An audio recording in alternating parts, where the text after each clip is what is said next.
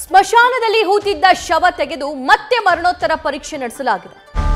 ಹೆಂಡತಿಯೇ ಗಂಡನನ್ನ ಕೊಲೆ ಮಾಡಿದ್ದಾಳೆ ಅನ್ನೋ ಆರೋಪ ಶಂಕೆಯ ಮೇರೆಗೆ ಈ ಘಟನೆ ಆಗಿರೋದು.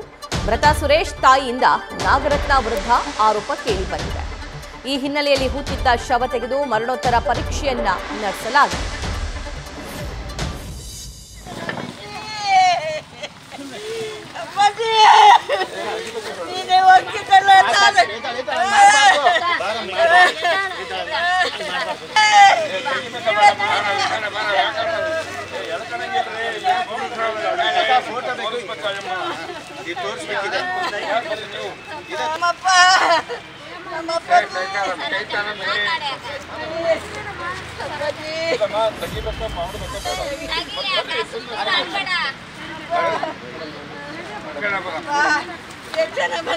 ಐದು ತಿಂಗಳಿಂದ ಮೇಡಮ್ ಅವರೇ ನಾವು ಒಂದು ಕೋಟೇಶನ್ ಸಿಕ್ಕಿಲ್ಲ. 5 ತಿಂಗಳಿಂದಾನು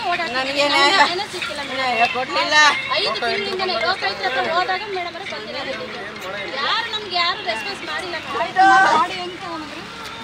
ಅವರ ಎಲ್ಲಿ ಸತ್ತಿದಾರೋ ಏನೋ ಗೊತ್ತಿಲ್ಲ. ರಾತ್ರಿ 3 ಗಂಟೆ ತಗೊಂಡು ಹಾಕಿದ್ಲು ಮಷಾನಿಂದ ಇದಿಲ್ಲ. ಬಾಡಿ ಮಾತ್ರ ಪೋಸ್ಟ್ ಮಾರ್ಟಮ್ ಮಾಡ್ತಿದ್ದೆ. ಅವರ 20 ಜನ ನನಗೆ ಹೊಡೆಯಕ್ಕೆ ಬಂದು ಅಣ್ಣ ಇದ್ದಾನೆ, ತಂಗಿ ಇದ್ದಾಳೆ, ತಾಯಿ ಸಾಯ್ಬೇಕಾದ್ರೆ ತೋರಿಸಲಿಲ್ಲ ಸ್ವಾಮಿ. ಪಾಪಿ ಮುಂಡೆ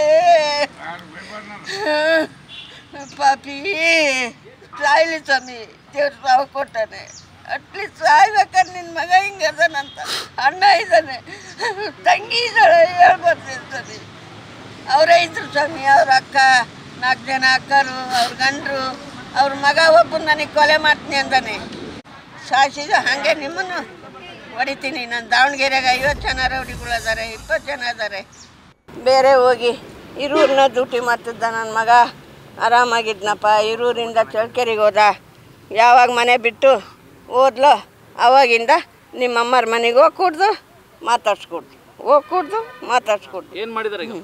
ಏನು ಮಾಡಿದ್ದಾರೆ ಅಂದರೆ ಅಪ್ಪ ಗ್ಯಾಂಡಿಸ್ ಆಗೈತೆ, ಗ್ಯಾಂಡಿಸ್ ಆಗಿತ್ತು ಅಂತ ಹೇಳ್ತಾಳೆ ಅವಳು. ಆಗಿರ್ಬೋದು. ಆಗಿದ್ದರೆ ನಾನು 2 ಸಲ ಹೋಗಿ ಬಂದೆ ಸ್ವಾಮಿ. ಆರಾಮಾಗಿದ್ದೆ ನನ್ನ ಮಗ. ನಾನೇನಂದೆ, ಶನಿವಾರ ಹೋದೆ, ಶುಕ್ರವಾರ ಹೋದೆ, ಭಾನುವಾರ ನಾನು ಬರ್ತೀನಿ, ಇಲ್ಲಿದೆಲ್ಲ ಕ್ಲಿಯರ್ ಬಿಲ್ ಇದು ಮಾಡಿರಿ, ನಾನು ಮಣಿಪಾಲ್ ಕರ್ಕೊಂಡು ಹೋಗ್ತೀನಿ ಅಂದೆ. ಹೇಳಿ ಬಂದೆ ಸ್ವಾಮಿ. ಭಾನುವಾರ ಹೋದೆ. ಭಾನುವಾರ ಅಲ್ಲಿಲ್ಲ ನನ್ನ ಮಗ. ಕೇಳಿದೆ, ಕೌಂಟ್ರಿನ ಕೇಳಿದೆ, ಅಕ್ಕಪಕ್ಕ ದೊಡ್ಡನೇರು ಕೇಳಿದೆ. ಅಮ್ಮ ನಿನ್ನೆ ಮನೆಗೆ ಹೋಗ್ತೀವಂತ ನಿನ್ನ ಸೊಸೆ ಮಗನ ಕರ್ಕೊಂಡು ಹೋದ್ಲು. ಅಮ್ಮ ಅದು ಯಾವ್ದು ದಬ್ಬ ಗಾಡಿ ಸ್ಟೇಜ್ ಮೇಲೆ ಏನಾರು ಕರ್ಕೊಂಡು ಹೋದ್ರೇನಮ್ಮ, ಸೀರಿಯಸ್ ಆಗಿತ್ತ ನನ್ನ ಮಗಗೆ ಅಂದೆ. ಇಲ್ಲಮ್ಮ, ಆರಾಮಾಗಿ ನಡ್ಕೊಂಡು ಹೋದ್ರು ನಿನ್ನ ಮಗ ಅಂದರು. ಸ್ವಾಮಿ ಭಾನುವಾರ ನೈಟೆಲ್ಲ ಫೋನ್ ಮಾಡಿದೆ ಸೊಸೆಗೆ, ಫೋನ್ ಎತ್ತಲಿಲ್ಲ. ಬೆಳಿಗ್ಗೆ 6 ಗಂಟೆಗೆ ನಾವು ಏನಪ್ಪ ಈಗ ಬಂದೀವಿ ಅಂದು. ನಾನು ಮಾತಾಡ್ಸಲ್ಲ ಅವಳನ್ನ. ನಮ್ಮ ಸೊಸೆಗೆ ಫೋನ್ ಮಾಡಿದ್ದು, ಅಯ್ಯೋ ನಮ್ಮ ಅತ್ತೆ ಇದ್ದಾಳೆ, ನಾನು ಇದ್ದೀನಿ, ಅವ್ರ ಅಣ್ಣ ಇದ್ದಾನೆ, ಅವ್ರಿಗೆ ಹೇಳ್ದಂಗೆ ಆಸ್ಪತ್ರೆ ಸೇರಿಸಿದೆ, ಒಬ್ರಿಗೂ ಹೇಳಲಿಲ್ಲ. ನನಗೆ ಯಾರೋ ಮೂಲಕ ಗೊತ್ತಾಯ್ತು, ಹೋಗಿದ್ದೆ ನಾನು. ಮತ್ತು ಈಗ ಕರ್ಕೊಂಡು ಹೋಗಿದೆಯಲ್ಲ, ಹೇಳ್ಬೇಕಿತ್ತು. ಏನು ಮಾಡಿದ್ದಾರೆ ಇವಾಗ ಏನು ಮಾಡಿದಾರಂದ್ರೆ ಸ್ವಾಮಿ, ಇಬ್ಬರು ನನ್ನ ಮಗ ಕನಿಷ್ಠನಾಗ ಬಂದು ಹೇಳಿ, ನಾನು ಇಲ್ಲೇ ಸತ್ತೋಗ್ಬಿಡೋಣ ಸುಳ್ಳು ಹೇಳಿದೆ. ಅಮ್ಮ ಯಾಕಪ್ಪ ಹಿಂಗಾತು, ಅಳ್ಬೇಡಮ್ಮ, ನನಗೆ ನ್ಯಾಯ ಕೊಡ್ಸಮ್ಮ, ನಿಂಗೆ ಮಾಡಿದ್ರಮ್ಮ. ಇಬ್ಬರು ಕಾಲು ಹಿಡ್ಕೊಂಡಿದ್ರು, ಇಬ್ಬರು ಕೈ ಹಿಡ್ಕೊಂಡಿದ್ರು, ಒಬ್ಬರು ದಿಂಬಿಟ್ಟು ಅದ್ಮಿದ್ರಮ್ಮ. ನಾನು ಎಷ್ಟು ನನಗೆ ದುರ್ಗಕ್ಕೆ ಕರ್ಕೊಂಡು ಹೋಗ್ರಿ ಅಂತ ನನ್ನ ಮಗ ಕೊಲೆ ಮಾಡಿದ್ದಾರೆ. ದಿಂಬಿಟ್ಟು ಸಾಯಿಸಿ ಕಾಯಿಲೆ ಒಂದಿತ್ತು. ಯಾಕೆ ಹಂಗೆ ಮಾಡಿದ್ದಾರೆ ಅಂದರೆ ಕೆಲಸ ನನಗೆ ಕೆಲಸ ಬರ್ಕೊಡು ಅಂತ ಅವಳಿಗೆ ಸೊಸೆಗೆ ಹೊಡೆದ್ದಾರೆ. ಅದು ರೆಕಾರ್ಡ್ ಐತೆ. ಕೆಲಸ ಬರ್ಕೊಡು ಅನ್ನೋದು ರೆಕಾರ್ಡ್ ಐತೆ. ಬರೇ ಬೈಯೋದು ಸ್ವಾಮಿ. ಸ್ಲಮ್ಮು ಕೊಲೆ ಮಾಡಿದಾರಾ? ಕೊಲೆ ಮಾಡಿ ಏನಾಗ್ತಾ ಇದೆ? ಪೋಸ್ಟ್ ಮಾರ್ಟಮ್ ಮಾಡ್ತಿದ್ದಾರೆ. ಏನಾಗ್ಬೇಕಂತ ಹೇಳ್ತೀವಿ? ಅವಳಿಗೆ ಶಿಕ್ಷೆ ಆಗ್ಬೇಕು ಸ್ವಾಮಿ. ನನ್ನ ಮಗ ನಾನು ಸ್ವಾಮಿ 14 ವರ್ಷ ಸ್ವಾಮಿ, ಈಗ 1 ರೂಪಾಯಿ ಕೊಡಪ್ಪ ಅಂತ. ಈ ಬಗ್ಗೆ ಹೆಚ್ಚಿನ ಮಾಹಿತಿ ನಮ್ಮ ಚಿತ್ರದುರ್ಗ ಪ್ರತಿನಿಧಿ ರಾಘವೇಂದ್ರ ನೀಡ್ತಾರೆ. ರಾಘವೇಂದ್ರ, ಮೊದಲೇ ಅನುಮಾನ ಇದ್ರೂ ಯಾಕೆ ಪೋಸ್ಟ್ ಮಾರ್ಟಮ್ ಮಾಡಲಿಲ್ಲ? 4 ತಿಂಗಳ ನಂತರ ಶವ ಹೂತಿಟ್ಟ 4 ತಿಂಗಳ ನಂತರ ಪೋಸ್ಟ್ ಮಾರ್ಟಮ್ ಮಾಡಿದ್ದು ಏನಿದು ಘಟನೆ? ಸಭಾ ಏನು ಈಗಾಗಲೇ ಸುರೇಶ್ ಅವರ ಈ ಒಂದು ಒಂದು ಸಾವಿನ ಪ್ರಕರಣ ತಿರುವು ಪಡ್ಕೊಂಡದ್ದೇ ಆ ಒಂದು ಕಾರಣಕ್ಕೆ ಅಂತಾನೆ ಹೇಳ್ಬೋದು. ಯಾಕಂತಂದ್ರೆ ಕಳೆದ 4-5 ತಿಂಗಳ ಹಿಂದಿಗಷ್ಟೇ ಸುರೇಶ್ ಅವರು ಒಂದು ಅನಾರೋಗ್ಯದ ಹಿನ್ನೆಲೆಯಲ್ಲಿ ಆಸ್ಪತ್ರೆಗೆ ದಾಖಲಾಗಿರ್ತಾರೆ ಅಂತಕ್ಕಂಥ ಮಾಹಿತಿಯನ್ನ ಈ ಒಂದು ಅವರ ಪತ್ನಿ ನಾಗರತ್ನ ಅವರು ಕುಟುಂಬಸ್ಥರಿಗೆ ಕೊಟ್ಟಿರ್ತಕ್ಕಂಥದ್ದು. ಅಂದ್ರೆ ಬೇರೆ ಬೇರೆ ಆಸ್ಪತ್ರೆಗಳಲ್ಲಿ ಅವ್ರಿಗೆ ಚಿಕಿತ್ಸೆ ಕೊಡಿಸ್ತಾ ಇದ್ದೀವಿ ಅಂತಕ್ಕಂಥ ವಿಷಯವನ್ನ ಹೇಳಿರ್ತಾರೆ. ಆದ್ರೆ ಈ ಸುರೇಶ್ ಅವರ ತಾಯಿ ಸರೋಜಮ್ಮ ಅವರಿಗೆ ಈ ವಿಚಾರವನ್ನ ತಿಳಿಸಿರೋದಿಲ್ಲ. ಹಾಗಾಗಿ ಏಕಾಏಕಿಯಾಗಿ ಸಾವನ್ನಪ್ಪಿದ ಬಳಿಕ ಸರೋಜಮ್ಮನವರಿಗೆ ನಿಮ್ಮ ಮಗ ತೀರ್ಕೊಂಡಿದ್ದಾನೆ ಅಂತಕ್ಕಂತಹ ಮಾಹಿತಿಯನ್ನ ಕೊಡ್ತಾರೆ.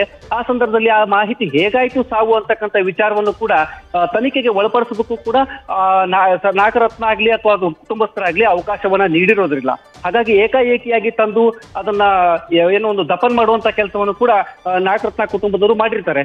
ಹಾಗಾಗಿ ಏನು ಹೊಳಲ್ಕೆರೆ ರಸ್ತೆಯಲ್ಲಿ ಇರ್ತಕ್ಕಂಥ ಈ ಸ್ಮಶಾನದಲ್ಲಿ ಹೂತಾದ ಮೇಲೆ ಒಂದು ಪೊಲೀಸರಿಗೆ ಕಂಪ್ಲೇಂಟ್ ಅನ್ನ ಕೊಡಬೇಕು ಅಂತಕ್ಕಂಥ ದೃಷ್ಟಿಯಿಂದ ಸುರೇಶ್ ಅವರ ತಾಯಿ ನಾಗರತ್ನ ಅವರು 5 ತಿಂಗಳ ಕಾಲ ಕೋಟೆ ಪೊಲೀಸ್ ಠಾಣೆಗೆ ಅಲ್ದಾಡಿರ್ತಾರೆ. ಚಳ್ಳಕೆರೆ ಪೊಲೀಸ್ ಠಾಣೆಗೂ ಕೂಡ ಅಲ್ದಾಡಿರ್ತಾರೆ. ಮೊಳಕಾಲ್ಮೂರು ಪೊಲೀಸರಿಗೂ ಕೂಡ ಈ ಬಗ್ಗೆ ಮಾಹಿತಿ ಕೊಟ್ಟಿರ್ತಾರೆ. ಯಾಕಂದ್ರೆ ಇವರು ಮೊಳಕಾಲ್ಮೂರು ಇದು ಒಂದು ತಹಶೀಲ್ದಾರ್ ಆಫೀಸ್ ಅಲ್ಲಿ FDI ಕೆಲಸ ಮಾಡ್ತಾ ಇರೋದ್ರಿಂದ ಮೂವರಿಗೂ ಕೂಡ ಮಾಹಿತಿಯನ್ನ ಕೊಟ್ಟಿರ್ತಾರೆ. ಆದ್ರೆ ಯಾವುದೇ ಪೊಲೀಸರು ಕೂಡ ಸಹಕರಿಸಲಿಲ್ಲ ನಮಗೆ ಆ ಸಂದರ್ಭದಲ್ಲಿ ಅಂತಕ್ಕಂಥದ್ದು ಅವರು ಗಂಭೀರವಾದಂತಹ ಒಂದು ಆರೋಪ. ಹಾಗಾಗಿ ಈ ಯಾವುದೋ ಪೊಲೀಸರು ಕೂಡ ಅವ್ರಿಗೆ ಸಹಕರಿಸಲಿಲ್ಲ ಅಂದ್ಮೇಲೆ ಈ ಕಳೆದ ಒಂದು ವಾರದ ಹಿಂದೆ ಅಷ್ಟೇ ಚಿತ್ರದುರ್ಗ ನಗರಕ್ಕೆ ಉಪಲೋಕಾಯುಕ್ತರಾಗಿರ್ತಕ್ಕಂಥ KN ಫಣೀಂದ್ರ ಅವರು ಕೂಡ ವಿಸಿಟ್ ಮಾಡಿದ್ರು. ಈ ಸಂದರ್ಭದಲ್ಲಿ ಸಾರ್ವಜನಿಕರಿಂದ ತಮಗಾಗಿರ್ತಕ್ಕಂಥ ಅನ್ಯಾಯಗಳ ಬಗ್ಗೆ ಅಹವಾಲುಗಳನ್ನು ಸ್ವೀಕರಿಸುವಂತ ಒಂದು ಕೆಲಸವನ್ನು ಕೂಡ ಮಾಡ್ತಾರೆ.